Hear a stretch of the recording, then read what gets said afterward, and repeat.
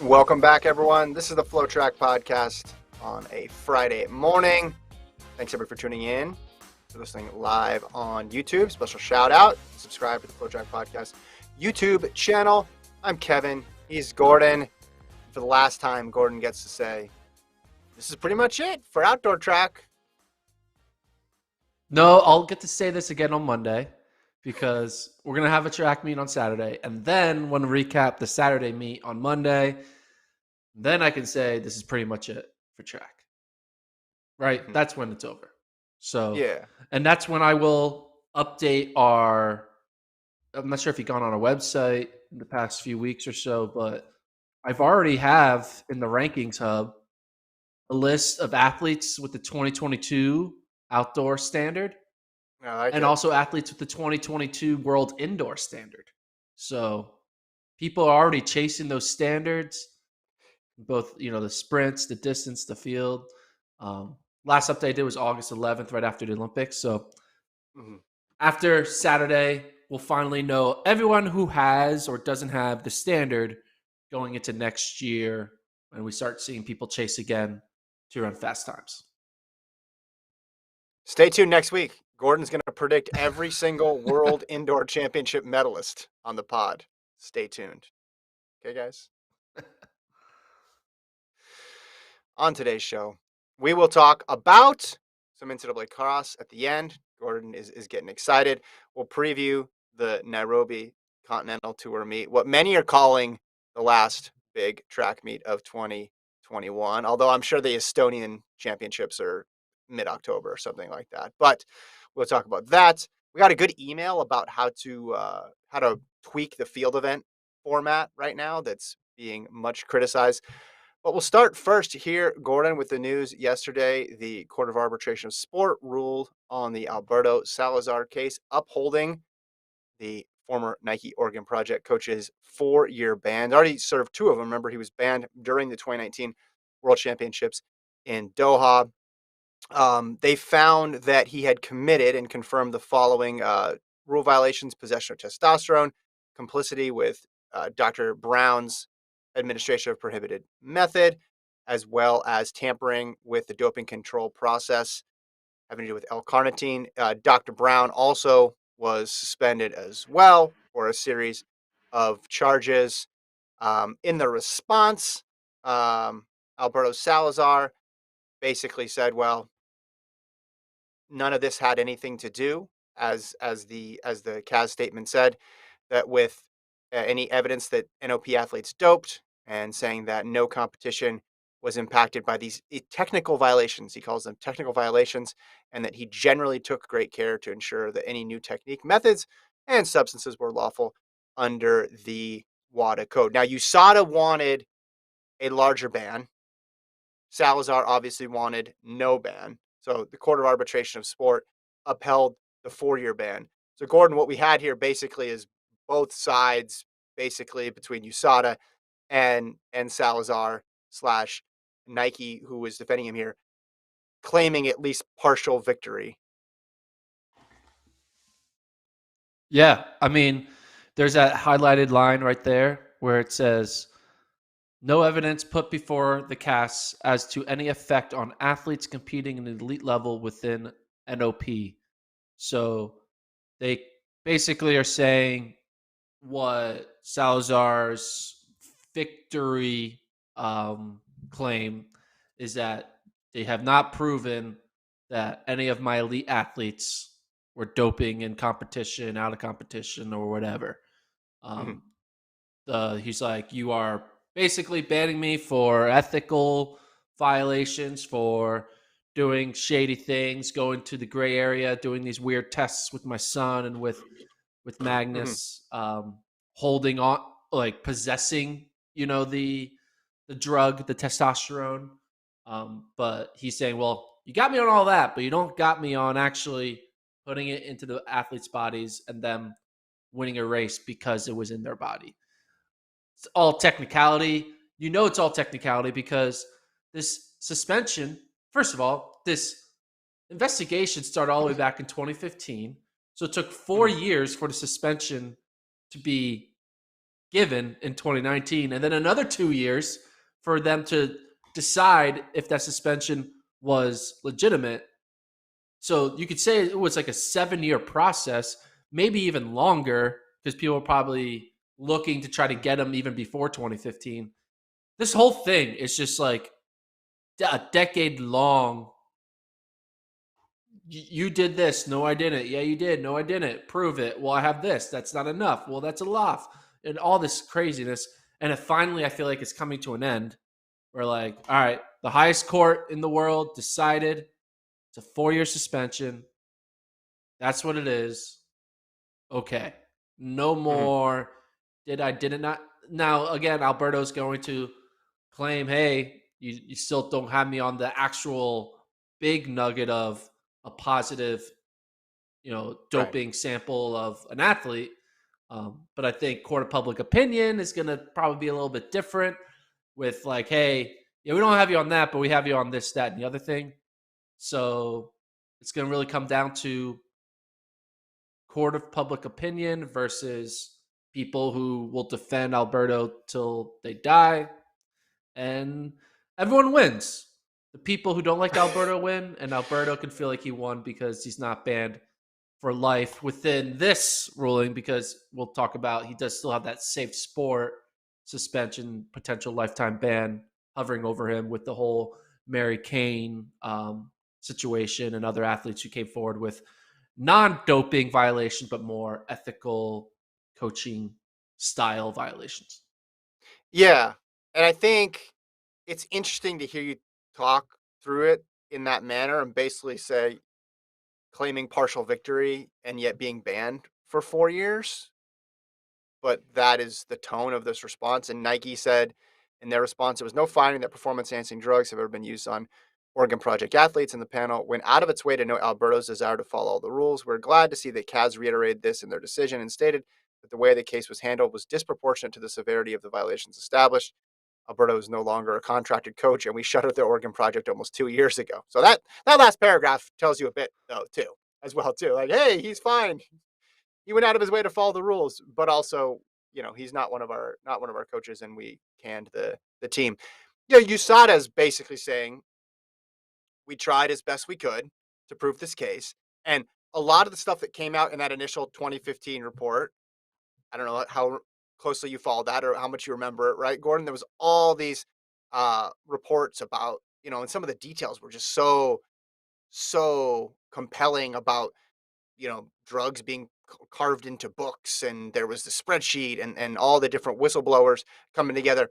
I think in people's mind, they thought the suspension would ultimately come as a result of those very, very serious allegations, and the ban would come sooner than 2019, but also would potentially be lifetime. Instead, what you have here is we're talking about possession of testosterone, the issues with L-carnitine, which Kaz is saying didn't impact competition, didn't impact didn't dope any specific elite athletes. But that, I mean, in that sense, so it's irrelevant because what he did still broke the rules and still is enough to garner a 4 year ban here, right? So Yeah. claiming victory while you still have a 4 year ban. So it may not have been the big downfall that a lot of people were hoping and a lot of people came forward were hoping. But the end result still here is he's out of the sport for 4 years and potentially forever, depending on the safe sport thing. Ever since the allegations by Mary Kane, and then which were corroborated by another set of athletes came forward, I always thought that would be more damaging to his ability to coach again than the investigation with USADA, right? Just because of the nature of what was said by his athletes and just the emotional power that those statements had. Um, and we're in a situation now where that ban might be longer lasting than the ban that was brought forward by USADA. What do you think Yeah, and about? there's been many athletes who have served bans and have gone on to be relevant in the sport post 2 year bans, post 4 year bans, even post longer bans. We have coaches who've come back from bans.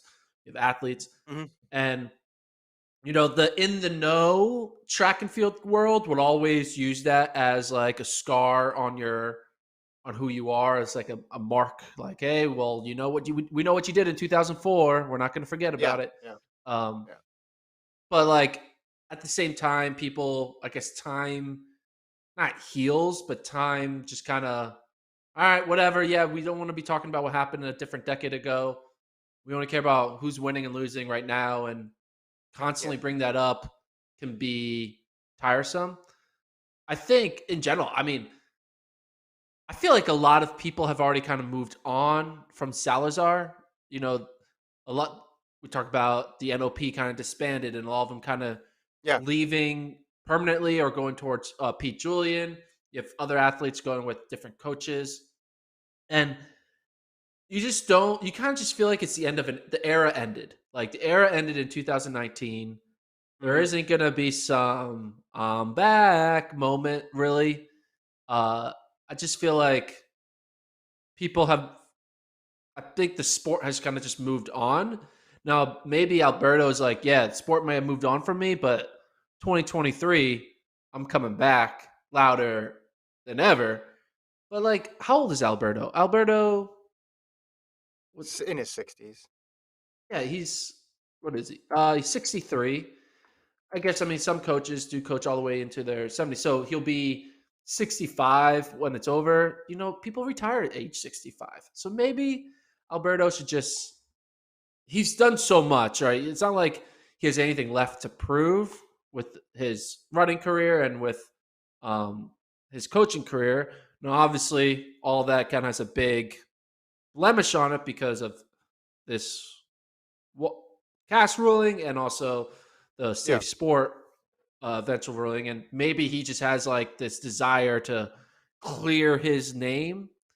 But it's like, hey, man, sometimes it's better just to sit it out and just be like, all right, you Well, who's gonna wanna apologize. be Yeah, you don't want to like kind of like punch back. Like sometimes punching back, you don't. It may feel good, but it's not gonna make it anything better. Like you can't punch your way back out of this and out of the Mary Kane situation. It's like who's you just gotta who'd wanna be like coached by him? move on. I mean, the people who would be maybe more international athletes who aren't as connected to the U.S. You know news cycle and aren't really as in the know of like the story that Mary Kane had and kind of can show negligence or ignorance towards it because they're just not part of that world. So I can see Mhm. that. I also could see maybe a younger athlete who just isn't like in the know, like, oh, okay, yeah, sure. Mhm. Like people forgive and Yeah. forget easily in society. And I think some people, maybe like 10 years from now, everyone's gonna be like, oh yeah, remember that one time back in the 2010s Yeah. or 20s. So it's just a long, this is a long-winded way of me kind of talking in circles where this, I mean, kind of has a little bit, dare I say it, kind of similarity to the Shelby Houlihan situation where someone is going to be given a 4-year ban. Both are kind of claiming victory. It's not really just an obvious, you did it, you admitted to doing it, you're serving, and now we move on. Just like in Shelby, she did it. She's not really admitting Yeah. to purposely doing it. She's serving and moving on. This seems like he did it. He's claiming it's not that big of a deal. Cass is saying it is a big deal. Therefore, 4 years. Mhm. And we're just going to always have the, like, I don't know. It's But like the a difference weird. is It's just the yeah. the difference is the Houlihan What's the thing. difference? Well, the Houlihan thing, all of a sudden, boom, it happened, and 4-year suspension. There was not this Yeah. drips and drabs of years and years Right. of this person spoke out or this person says this is going on. Like the rumors around Salazar predated 2015, and maybe there were similar rumors in the Houlihan case, and they just didn't bubble up to the level to where we heard them. But stuff about Salazar had been going on for years and years, and then between 15 and 19, only intensified. And then you add on the other layer of the safe sport investigation, which adds just a completely different dynamic to it as well. But going back to the athletes here in Doha, that's all everybody wanted to talk about. Now, I get it because the suspension happened literally while they were there. But Donovan Brazier, you know, races in an NOP jersey or race in an NOP jersey, but was coached by Pete Julian, but he was still getting the questions, right? Everybody was still throwing the questions at him. If you had raced or run for Alberto in the past, you were getting the questions. If you had run against an athlete, run against a Salazar coached athlete, you were getting the questions. Now I feel like, as you said, the end of an era. Someone like Galen Rupp, who is forever linked with Salazar because he coached him in high school. He's his first major athlete and had the greatest influence on him. I feel like Rupp, the next time he makes a public appearance, public statement, he'll get asked about it and he'll answer, and then that'll be it. Like I literally think that there'll be one more cycle because now the ban has been upheld, and Yeah. that'll be it. Sifan Hassan only answered and basically was exclusively asked about Salazar in Doha. I don't think she's going to get it maybe more than one more time about the ban. And she'll say, I respect the ruling of CAS. I have a new coach now. I'm looking forward to 2022 and beyond. And that's it. And anybody who would take a different approach, or anybody who, if he's allowed to coach in the future, would would agree to be coached by him, you're just signing up for meet after meet, interview after interview, criticism after criticism, and having to explain away his record. So that's why I don't understand why would anybody do that? Why would anybody want to participate in that? Yeah. It's like, why do you want to deal with that headache? I mean, but some people don't care. I mean, there were athletes who, in the middle of Alberto, like Alberto, like investigation, public investigation type stuff, started hitting in like 2015, right? Yeah, yeah, yeah, yeah, So, and there was times between 2015 and 2019 where new college athletes were choosing to still go to NOP, even under all of this stuff, right? Because they were yeah. told, "Oh, don't worry, it's gonna," So don't some athletes won't care, I think, but I think in general, he's just gonna be so separate from. He's been so separated from the sport. He'll be even more separated by the time 2023 comes around. It may become a lifetime ban with the Mary Kane safe sport allegations and potential lifetime ban. That it again, I just think it's over. Like it's time's up. It's just it's done. It's okay. Not it's okay because he did some things that are not okay, but it's okay to not keep fighting. Like it's okay to just be done with it. And I'm just like, Yeah. that's what I hope Well, happens because I don't if want to ask these questions again. Like it's like annoying. We know what happened. We know his style was extremely fishy with what the cast report came out with. We know now his style was also extremely a little unethical with what Mary Kane has been saying. It's like we get it. This guy was an extreme guy that probably broke some rules. Did break some rules according to this, not just probably. And mhm, that's it. Like there are people in this world that do this, and he was one of those guys. He's going to still claim that he's a perfect person or whatever, but we gotta mhm, move on. I just feel like we gotta move on as society. If we're constantly like just thinking about Alberto, what's the sport? The sport. We should be thinking about the successes of our sport, not the blemishes. I get it. You need to talk about the blemishes to make sure there's not new blemishes in the future, and that's important for our mhm. sport because we can't just turn a blind eye to Yeah, cheating, turn a blind eye to bad coaching. But at the same time, if all we are constantly thinking about it, we're just turning a blind eye to great coaching. We're turning a blind eye to not cheating by only thinking about Alberto. I mean, that's how I felt with the whole Russia situation. Every news cycle is talking about the Russia. doping like thing, Mhm, and like we're like, oh, are they going to be banned from the Olympics? Are they not? I was like, guys, what are we doing? It's the same story. We know it. mhm. I don't know. I just get kind of sick of the same. We just Well, circle the talk. I'm reason circle talking myself away, but like we circle talk away around Alberto constantly. Like Alberto, about it. I'm like, he's man, just a like, massive figure. He's a massive figure yeah, in the sport, and that's why. And if it was a different coach that didn't have the profile of Alberto, that didn't have this famous running career, that people of our parents' generation didn't know, then it would not be as big of a deal.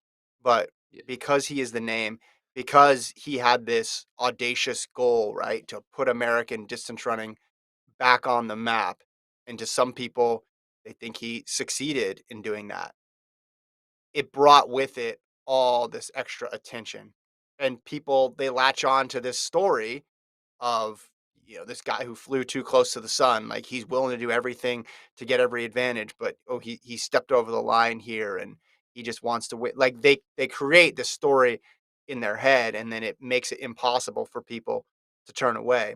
Because then there's just the regular story, the regular track and field story, of stories about PED, and stories about coach athlete abuse allegations, and stuff like that, right? Which happens frequently throughout the year, but not to I mean, he's the most famous coach in the sport yeah, by a wide margin. He's the most famous coach in the sport, and with that is going to come all this extra attention. So it makes it, it on top of just the headlines that are jaw dropping sometimes, and the details that are jaw dropping. You have a famous name attached to it, but if there was a czar of track and field, or a czar of America, well, I guess there sort of is, Subco, or in the United States, the head of USATF, you'd want this, you'd want him just to go away at this point, right? Because I you think don't yeah, want the next US championships or the next US trials to be about this, because you are so yeah, sick of every single time a major championship comes up that stuff like this gets brought up. And now maybe there'll be a new bad story to fill that void, but if that was your job, you would want to turn the page. yeah. I think people want him to sit. They want they because this is, even though we got a conclusion here, we still are getting, hey, I still won, guys. Mhm. 2023, I'm back type feeling. Um, but I think we want like that Oprah moment, right? Where Lance Armstrong just sat down and said, I lied. I was an asshole. Boom. Now people still are gonna, it didn't make people like hate Lance more or less, or like really change people's minds, but just put an end to like, okay, we know what happened. It's Yeah. Lance Armstrong finally just said, I did this and I didn't do that. Boom. Okay, we can move on now. We know the story. We know the beginning, middle, and end.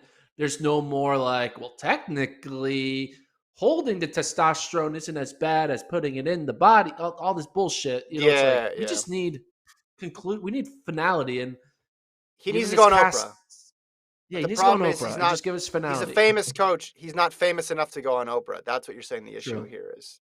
He needs Yeah. to be a little bit Well, more maybe famous. what's the next level down from Oprah? I don't know. The View? No. Ellen? I don't know. What did he go on? I don't know. I I don't don't know what know. these kids I'm kids not these days are up going to on. date. I'm not up to date on the daytime talk shows. That's a good point. Do you That is a good think point. do you think this story of the whole NLP thing is going to be at all potential worthy of a movie? A fictional movie? Not like a biopic type movie. Yeah, yeah. I mean, like I said, I think he's, as a character, people find him compelling, certainly. So yeah, I Travis just sent us Oprah is the FloTrack podcast. Yeah, yeah, that makes sense. That makes sense. A lot of people have compared Gordon to Oprah in terms of his abilities with the microphone to interview people. I just think if we do get a biopic, Salazar needs to be played by J.K. Simmons. I think he would be perfect at that role. Well, because of that movie where he's, what was that movie? You're just Whiplash? putting him into Whiplash. Yeah, you're basically just Yeah. putting him into that But role. now put him as a track coach, It'll be like, Yeah. whoa. Yeah. So people would watch I it. I think people would. I mean, it, and that's the other, like, you think that there's probably another book coming. Like, there's no end to this where it just he goes quietly, right? I'm not saying he's going to get back into coaching if he's allowed to, but there's going to be a book, or there's going to be something where he tries to push out his side of it, I think. Yeah. Well, I guess Let's move on. let's move on. That's what we should do. We should just move on. Like, uh, All right. Alberto, Uh we know what you did. It wasn't good, and determined illegal, and so you can't coach for 4 years. So, mm. boom, decision All right. made. Let's go to the for this weekend. Nairobi Continental Tour.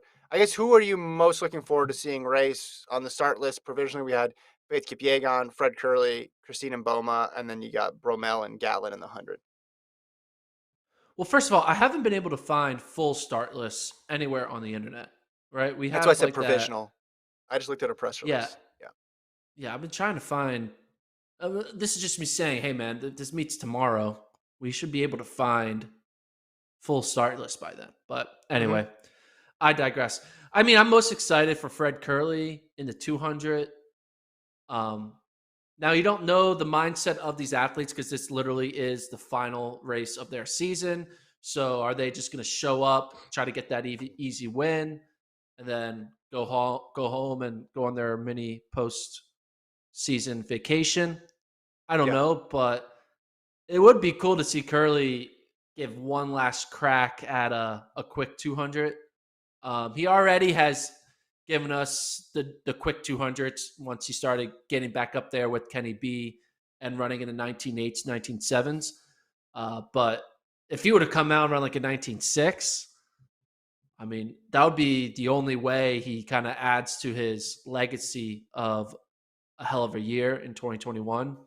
He did have this, second place finish to DeGrasse in the 100 and Bellinzona. Hmm.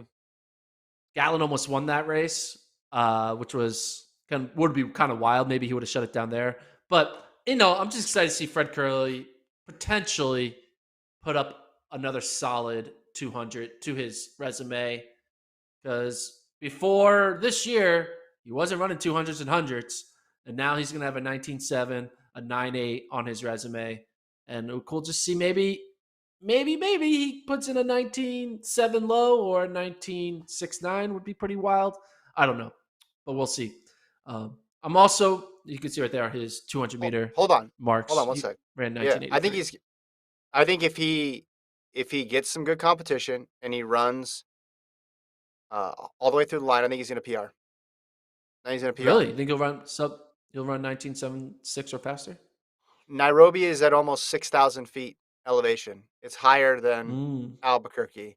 So they're going to go fast, I think. Now, again, you had to travel here. It's been a long season.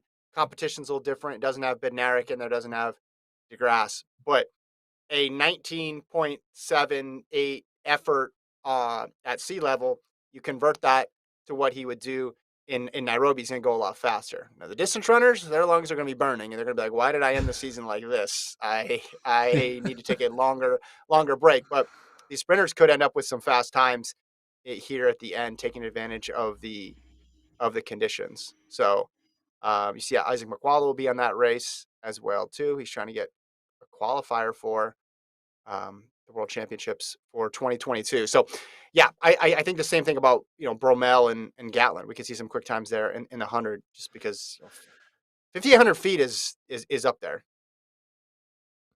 I love this photo of Bromell at the airport.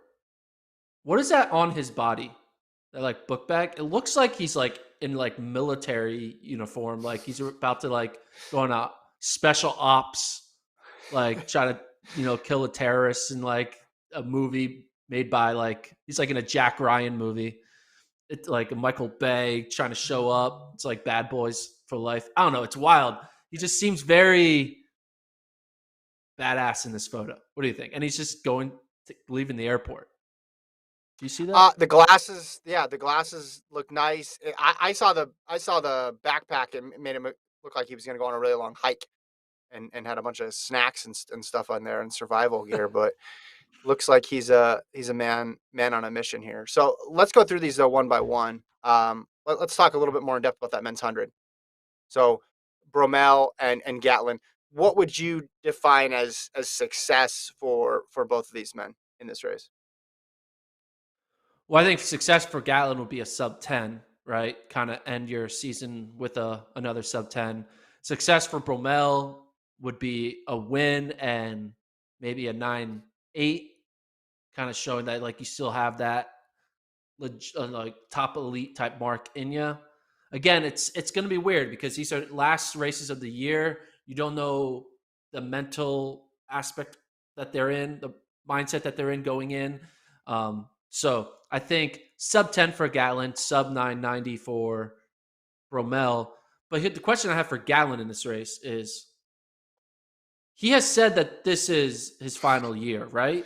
And Yeah. then there was a report that the Bellinzona race was going to be his final race, but Hmm. clearly it's not because he's in Nairobi running another 100 here. Is this Yeah. 100% without a doubt going to be his final professional 100? I don't think we can say that. There's Can't two say it. different ways to do there's two different ways to do the retirement. There's the announce it ahead of time, and then you do the farewell tour, and everybody knows it's your last go around. And then there's the 2 weeks after your last race, you send out a tweet that says I'm retired. Basically, I don't know. I think he can keep going sub 10 for another year and end in Eugene if he wants to. Can he make the team? He'd be a real long shot to make the team at this point. It just depends what he wants to do. I would guess a guy who's won gold medals and had the success he had, having one more year where you're the sixth or seventh guy doesn't do much to motivate you. But then again, it's a home world championship. Maybe he wants to take one more crack at it because he's Yeah, saying so it's he's the quoted final race of saying, his season, final race of the yeah, season. not Season. yeah, season, not career. I think we might be seeing Justin Gatlin in 2022. You know, That makes I sense mean, he though. can break 10. It makes sense if you could get consistency and have back like run consistently under 10 seconds. I mean, he has how many this year? Let's scroll back down. He's broken 10 1, 2, 3, 4 times. That's that's enough, right? I mean, and they had a 10 flat. I mean, he pulled up in the 100 final around 1087. So maybe he was able to make the final. If you can make a final, especially in this day and age, you have the ability. And I do think the final at USA's might be a little different. Coleman probably won't be in it because he'll scratch because he has the bye. And Mhm. then you just got to be top 6, and then he could be in the relay pool. And then I think maybe he ends his career with, being on a relay. And maybe his final contribution to Team USA is getting the stick around, Yeah, atoning for all of the failures of the 4x1 and ending it with one last go around. So maybe that's on his mind. I don't know. maybe he wants to break 10 as a 40-year-old, and he turns 40 in February of next year. Maybe that's a motivating Yeah, factor too. And that I could be it. think he might look at trials and say, that injury was a fluke. I'm usually pretty durable. And if I had been healthy, I could have got on that relay pool. Yeah, he probably thinks that. And I won't blame him for thinking that. I mean, because who was on the replay? Micah Williams and Williams. Cravon Gillespie? He probably Yeah. thinks I And could beat then, one of those guys. right. Now, we just talked last episode about how stacked the men's 100 is going to be next year. So, again, he would be a long, long shot, but maybe he just wants one last official. All right, this is it for real this time. For real. This is not gonna be like one of those boxing retirements where I keep saying I'm retiring and then I keep coming out for one last fight. This is for real this time, and he um, has a chance to compete at home world championships. That could be it as well too. If you could design how you would retire, assuming you had a career like Gatlin, whereas 15 plus years, made a bunch of teams, won a bunch of medals. How would you want to end your season? Would you want to do a Kobe Bryant thing where everyone is like doing a thing for you at every track meet, knowing you're Hmm. going to the end? Like, what would you want? Yeah, I would want as much attention as possible, and I'd want as many gifts as possible. And you go to each meet, each venue, they give you a different thing. They recognize you, even if you're not as good. You get more attention than the people who actually win. Yeah, sign me up for like unnecessarily high amounts of attention. I mean, you wouldn't do that. Who wouldn't do that? Would you want to though end your career with a win?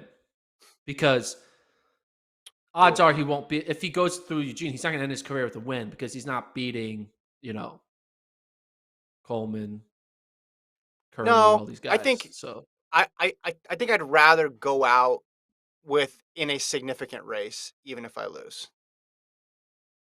That's what I would do. You don't want to be like, hey, I ended my career with a victory in Claremont Sprint Classic number 4, where no one's paying attention. I'd rather do it true. getting 7th in a US championships or a trials, something where there's actually, people who are paying attention. Track athletes, though, I don't know what it is with track retirements. There's been a couple people who have said it ahead of time and give you a little bit of warning. So then you know. A lot of them never tell you and then they're retired, or a lot of them tell you right before the last race. And then a lot of them we don't even know if they're retired. And you're like, wait a minute, they ran a 200 last year, they ran a mile last year, which is weird. And I don't know if it's because they don't want the attention or they think they'll be able to get it back, or maybe it's because their contract got cut and they're embarrassed to talk about it, or they don't want to. And then before you know it, it's been 18 months. It's like, all right, well, I guess I'm retired, but I'm not going to make a big Yeah. fuss about it because no one's seen me race for 18 months. Yeah, it's weird. Retirement in track is not obvious thing. I mean, but you could also say retirement also can in other sports can be kind of drawn out sometimes, right? Someone like Carmelo Anthony, was he retired and then he found a way to get back and now he's still Yeah, going on. There are athletes who are like still fighting to make rosters even though they might be sure. retired and they just have yet to admit it. They go overseas, play some basketball in China a few months to try to chase that one last 10-day Yeah. deal.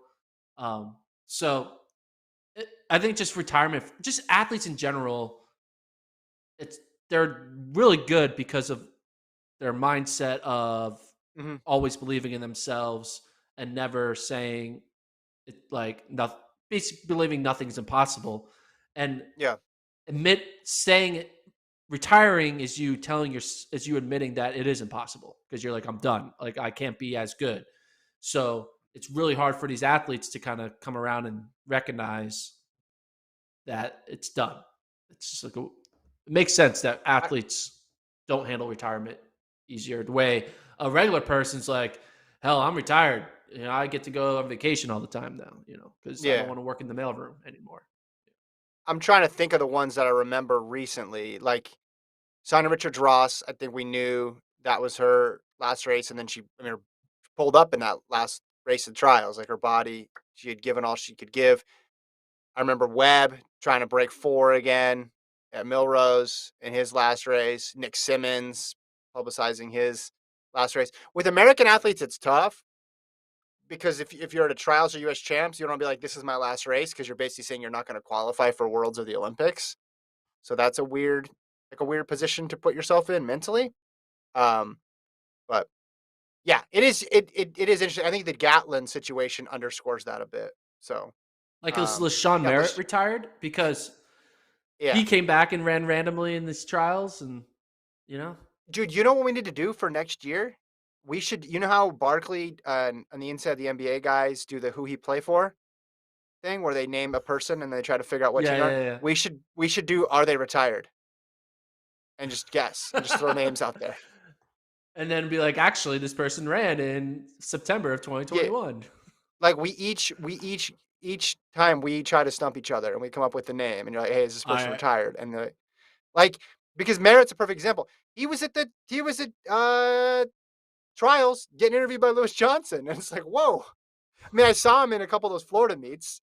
But he was actually there, and did he? I think he said it was it, but he didn't want to go all the way, saying I'm done. Ooh, this would So be a fun game. yeah, are they retired? That's my new favorite game. There's merit on the Yeah. screen. Man, that talk about a guy making the most of his seasons though. There were so many years where he ran all over the circuit. It was incredible. Yeah, his last race was went out in the semis. I mean, credit to him for making the semis. Got out of round, so he's still in decent shape. We shall see. All right, coming to a podcast near you, 2022. Uh Talk to me about this women's 200 though, Gordon. We get Mboma again. We do not get Shrika Jackson, her post Olympics running partner here. I'm guessing this one's going to be fast, right? Because we already talked about the altitude, making times quicker, and she's run a bunch of sub 22s this year. Yeah, so it should be fast. It's exciting. Not much more I can add to the 200 conversation here, but what I want to add is I did see someone comment on Twitter at FloTrack. Our reaction to Nian Samba running the 2000 we said was like a troll attempt because it's like, all right, you're not letting me run the mile, well, I'll run a 2000. Yeah, Would it be cool to see Mboma be like, oh, you won't let me run the 400? All right, I'm going to break the 300-meter world record. 300 would be good. Yeah, yeah. You'd be good I at mean, that. that would be similar in terms of the event itself being an off event and largely irrelevant as it is in the 2K. I'm looking up the do we have 300 meters? So all time athletics is set by Shawnee Miller Weibo 34:41. Oh, at Ostrava. At Ostrava. So it probably would have been the opportunity there. Um, I feel like she could break for it. yeah, I she mean, could break she it. has the Hey, 49 speed with 21-meter speed, 21-second speed. Like, she should. yeah. What do you Hey, think? I looked up this. Yeah, no. I 100%, 100%. I think she can. I mean, her PR is faster than Miller Weibo in the two, and in the four, it's not too much behind her. I think she could do it. Check out this stat though. I went and looked at the women's 200 over the last Olympic cycle. How many times women each season have broken 22 seconds? So let me just throw these numbers at you, okay? So in Okay. 2016, this is the number of sub 22s. In 2016, there were 7 sub 22s from 3 different women. In 2017, there were 4 from 3 different women. In 2018, there was just 1. In 2019, there were 2 from 2 different women. In 2020, there was just 1. In 2021, guess how many sub 22s there have been? Um, 1, 2, 3, 4, 5, 6, 7, 8, 9, 10, 11, 15. Are you thinking? Okay. 21 from 8 different women. Oh, So the high I was trying to count. of a high from the last 5 years was, I mean, that's pretty close actually. I give you credit. The high from the last 5 years was 7, and then it jumped up to 21 here from 8 different women. So this has been a banner year for the women's 200. I think we're going to get at least 2 more here in Nairobi from Mboma and Toulouse. What's Toulouse season best in the two? Is she one of those 8 women who have gone under No, 22? I she's don't probably think run she like is. 20, 22 low. That's what she's probably run. Is this, Yeah. I'm guessing, I mean, I don't know. Is this the most ever? I didn't go Probably, right? back farther than 20. I would guess, but I need to go back farther than 2016 to verify. I just use that as a marker because I was like, this seems like a lot. And then I looked at, okay, 2020, throw that out, and then 2019, all right, and then you have non-champion. I wanted to get a couple years of championships in there. So women's two, watch for that. It's been historically deep. Let's go and talk about. You want to talk about Faith Kipyegon in the 1500? To me, Gordon, this just feels like a victory lap. She's running this at altitude. Sifan Hassan is not there. She's running on her home country. I think she's going to have fun with this thing. I think she's going to win. It's probably a great thrill for there to be an international meet in her home country on the track.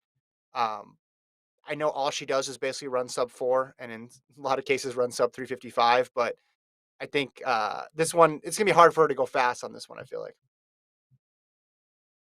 Yeah, I mean, she's going to win. It would be wild if she did it though. Wouldn't that be crazy? You'd be like, wait a minute, what? The world's upside down. How is she not winning the 1500 on her home track? Like being one of the best to ever do it. Anyway, but she's going to win. Um, it's just going to be interesting to see in general these distance races at in Nairobi. It's hard. Mhm. We don't really see a lot of altitude based championship style racing. I'm like this isn't really championship style racing; it's more like Diamond League style racing. But it's always interesting. I feel like to see how these athletes kind of approach the 1500 and up at altitude. Obviously, the Kenyan athletes are like, "What do you mean? What's unique about this? This is just what we do every year, right?" But when you start putting non-Kenyan athletes on that track with the Kenyan athletes, it's just going to be interesting to see how the non-altitude based runners handle running, 4 flat pace at altitude when we go into the steeple running 8:10 or faster pace at the steeple. Like Mhm. it's gonna be interesting how the non-altitude athletes react to the altitude. There's been discussion about the World Championships taking place in Kenya in the future. Do you think they would put it at this high of altitude? Because I mean, Nairobi would be the pick because they're hosting these continental tours there. But I know there's probably some hesitancy to putting it at almost 6,000 feet. Would you like to see that? I would love to see it. One, the sprint would be amazing, right? Because Yeah, yeah. they'll be quick, so that'll be fun.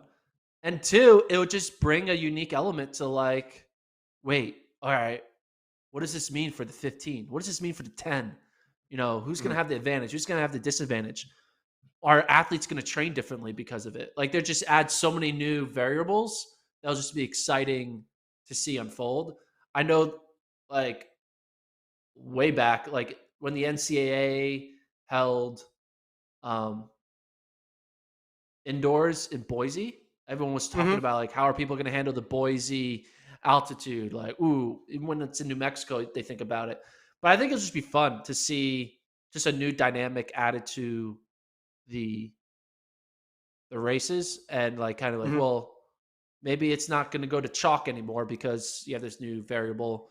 The marathon. Like, how's that going to handle? Like running Yeah. a marathon at altitude. Like, oh my god, like come on. So it'll be. I think it'll be Crowds would be more great. interesting. So I hope it happens. I think it'll be cool, and I think Kenya deserves to have a world championships. They've Mhm. made their mark in the sport of track and field in a very significant way, and I think that should kind of be honored with hosting a world championships in the next decade or so. I agree, and also the Caribbean as well. I mean, the Caribbean should get Yeah, a world championship. You went to that first World Relays, right, in 14 in Bahamas. How was the yeah, crowd? in Bahamas, that was amazing. Oh my god, yeah, we're going to the Bahamas, and that on top of going to Jamaica Champs, like the Caribbean track and Wait, field you went to crowd the is Jamaican wild. champs? Yeah, that's what it's not their I was national. joking. Oh yeah, Go ahead. okay, so but like Caribbean track and field fans are wild. They're basically like college football fans. They get dressed up. They're constantly screaming. They're standing. Mhm. It's hard to get them to shut up for the start of the race because they just want to keep jumping up and down, playing the drums. It's like you're at a soccer match type stuff. So a Caribbean World Championships would be amazing, and a Kenyan World Championships would also be pretty cool. Um, I do So you're think, saying we shouldn't just give them to countries with very little track connection, but with very rich donors, and have the championships play out in front of, say, stadiums that are 50% empty? You don't think that's a good idea? no, yeah, not do Okay. Qatar type situation Okay. because I'm telling you, oh man, a Worlds in the Caribbean would be epic. Like Would you go? they need to do that. I would go. Yes. Okay. Would you It's a go? high standard these days. Gordon doesn't leave his fancy house for much these days. So yeah. Oh, 100%. I mean, I would be thrilled to go to that. Yeah. I want to go to a meet where the people in the stands really care about the meet Yeah. and it's full. Like that's awesome. That's why, to certain people like going to meet at Hayward. Everyone talks about the knowledgeable crowd. It's just awesome. And I think it should, if you're gonna move it around to different places, you're right. put it in places where they've really, really nurtured the sport of track and field and But have a yeah, lot of athletes, and care. So in Doha, people don't know this because the story was just basically on empty seats the whole time. But the 5,000, when the 5,000 came, there was this huge Kenyan and Ethiopian section because there's a lot of people, expats who live in Qatar. And Lincoln and I, like, we went out of the press area. I'm like, I want to watch it from that section. And so we walked over because you could just basically walk anywhere in the stadium. There was no real regulations of what you could do, and we put ourselves like right in it, and it was they made the whole thing loud because of how passionate they were, just like what you're saying, jumping up and down, chanting. They had the flags out. It was amazing. And I'm just thinking, okay, this is one small pocket of the crowd. Imagine if this was 20,000 people. The environment would be unreal. yeah, yeah. As much as we think Hayward is a great track environment, it is nothing compared to what Caribbean environments are like. Because the American track and field fan is still kind of more old. They're more like sitting there looking at their track and field news, record books. Wow. They Gordon, just calling us they'll get old. excited at the end of a race, but they're more like proper. It's very like a proper type fandom in Hayward, where in other countries it's just a party. Like it's not a party in Hayward. They're not like constantly singing and screaming and jumping up and down. They're more like reserved. Like Yeah, okay, yay, we cheer. Okay, we're done. Yeah, yeah, we cheer, and then we're done. I like it. I like it. All right. So Stay tuned on that. Gordon's journey to the Caribbean and or Kenya for the World Championships. TBD. I think that's all of Nairobi. Did we get to everything from Nairobi? yeah, for the most part, we'll recap the meet on Monday. So Okay. We talked Curly. We talked can I do a little bit Keino. cross country news? Yeah, you got a couple minutes here. Go Okay, ahead. so the story of the 2021 cross country season is going to be all about Alabama. Now, obviously, we know the current situation of Alabama on the women's side. They have Mercy Chilengat. They were a top 10 team, and they've returned most people. Men's side, they were didn't really have many people, but they do have two new Kenyans, and they did pretty good in their opener. They went 1, 2, 3. So Ilya Kipsang, the 1500-meter runner, was second on their team. But Kiprop won easily in an 8K, 23:20. Then Kipsang, then Cherry. They have a big three. The question Mhm. is, will these three guys up front be enough to, one, finish top two in their region, and two, become a legitimate team in the NCAA format of 31 teams? This is very similar to their I think it was their 2017 squad, where they had Yeah. Gilbert Keegan, I Kiprop. forget who they Vincent had, Kiprop. Kiprop, and another guy who I forget his name. But they had a similar situation where they had three really good Kenyans, but then two not so good athletes. So that's going to be interesting to watch. I think this Alabama men's team is potential to be a top 10 team if their big three can all finish in the top 25. But Okay. here's the real story, the story that no one is even seeing happening. Let's show the women's results. Let's show the women's results. So no one's even seeing this. Okay. So, Travis, can you put up the women's results? And we put up on the screen.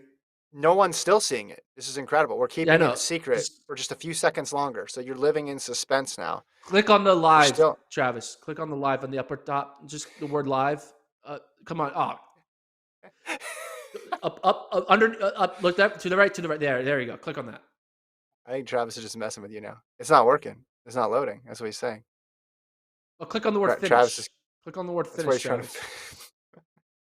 Down at the bottom, right there. Finish. There Oh, we go. Okay. Let's bring these okay. results up.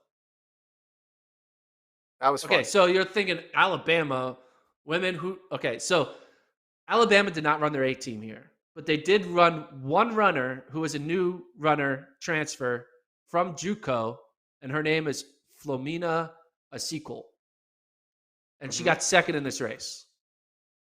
All right. I think she is going to be the key to be Alabama's new fourth runner, and Alabama is going to have Mercy Chilangat, Tamisa I think I said her name wrong, but they went Taisma. 1-3.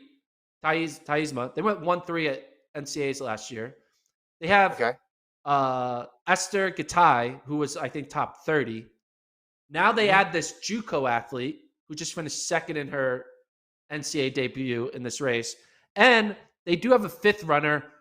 Her name is Jamie Reed, who just had a really bad NCAA. She finished like in the 200s, but she was like a top 10 SEC runner or top 20 SEC runner. Okay. They have the ingredients. If they all have a great day, they could win. Alabama women could win. I know NC State and BYU women, they're the 1-2 punch. They return everyone. It's going to be a bloodbath Hmm. between those two. But Alabama has 5 runners. They got 2 low sticks. They got a third stick who's going to be top 25, top 30. They now have a fourth stick who could probably be top 50. And they have that fifth stick who on any given day could be top 50 as well. That's the recipe to beat BYU and NC State. No one is talking about Alabama women team podium titles, but I will be first. I was the first to say Mercy Chelangot was good, and now I'm going to be the first to say Alabama women are better than a top 10 team. They are top 4, maybe even top 1. That is You have my them at Alabama fourth. rant.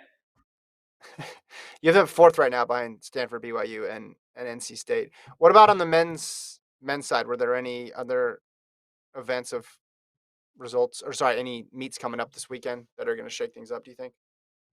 Yeah, so with Oklahoma State and um, NAU are Florida racing State. each other Oh. in Oklahoma State at the Cowboy Jamboree. I think it's Cowboy Jamboree. Yeah, so it's called Cowboy Jamboree. So seeing Oklahoma State and NAU go about it, they're 2 top uh, 4 teams. We're showing the women's rankings here now. On the men's side, Oklahoma State men and NAU men. So seeing those 2 teams go at it. Florida State's hosting a meet. They're going to be having, Stanford, I think is going to be there. Florida State will be there. A few other good teams. But these next few weeks, we're going to slowly start seeing what cards people have and what cards people don't have. And I'm excited to break it down. We're going to start a new cross country show, hopefully, the coming weeks to kind of break down rankings so I don't kind of infiltrate this podcast with a bunch of cross country talk. Because it's a very, it's a segment community that loves this cross country talk. So keep track of the rankings. They're on the site. Notre Dame and NAU are still 1-2. BYU and NC State are still 1-2. And the season's about to start. This truly is the opening weekend, Hmm. is right now. And now coaches and runners are now actually showing their hands of who they have and who they don't have. That was And a good rant. recap. I'm good. Yeah. It wasn't even a rant. It was just good analysis. I felt like.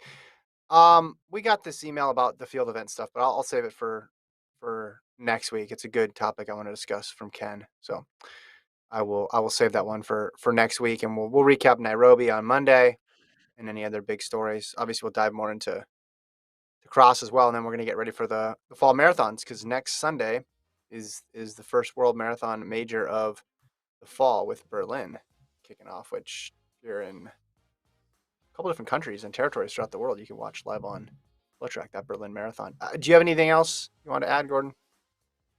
No, that's it. Have a good weekend, everyone. We'll see you Monday. It should be good. It should Nothing be else to good. add. Thanks to Colt. Thanks to Travis. We'll see you guys on Monday.